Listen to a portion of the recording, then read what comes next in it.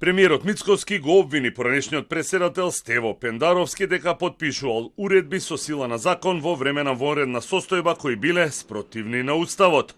Од кабинетот на екс-претседателот Пендаровски пак соопштија дека станува збор за лаги и клевети, одлуките биле потврдени од Уставниот суд и дека ова е обид на Мицкоски за дефокусирање на јавноста од катастрофалните резултати на владата.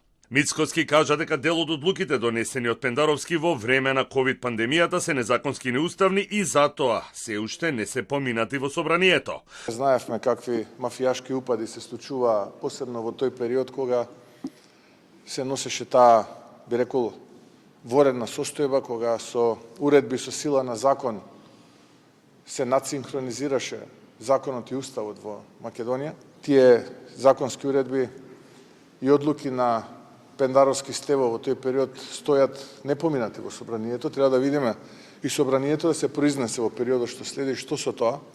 Дали можеби има и одговорност тука од страна на поранешниот претседател Пендаровски Стево.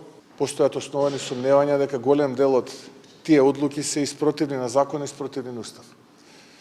Така што еве, јас ќе чекам да видам обвинителството дали ќе постапува по допрен глас. Поранешниот претседател Пендаровски е на ставот дека станува збор за лаги и клевети со кои премиерот Мицкоски се обидува да ја дефокусира јавноста од катастрофалните резултати на неговата влада. Заради јавноста, ќе морам да објаснам некои работи кои за жал на експертот за енергетика претходно не му ги објасниле неговите големи правници. Уставниот суд уште пред повеќе од 5 години, со мнозинство гласови, потврди дека одлуките за вонредната состојба се во склад со уставот и законите. Второ, уредбите со законска сила ги носеше и ги имплементираше владата. Дали таму имало злоупотреби, тоа државните институции кои сега се под тотална контрола на Мицкоски може да го проверат кога сакаат, ако сакаат. Трето, сите одлуки за прогласување на вонредна состојба беа доставени од моја страна до собранието и тоа веднаш по завршувањето на таа состојба. Владеачката ВМРО ДПМН и денес на пресконференција побара од обвинителството да постапува по допрен глас за тврдењата кои ги изнесе кардиохирургот Митрев.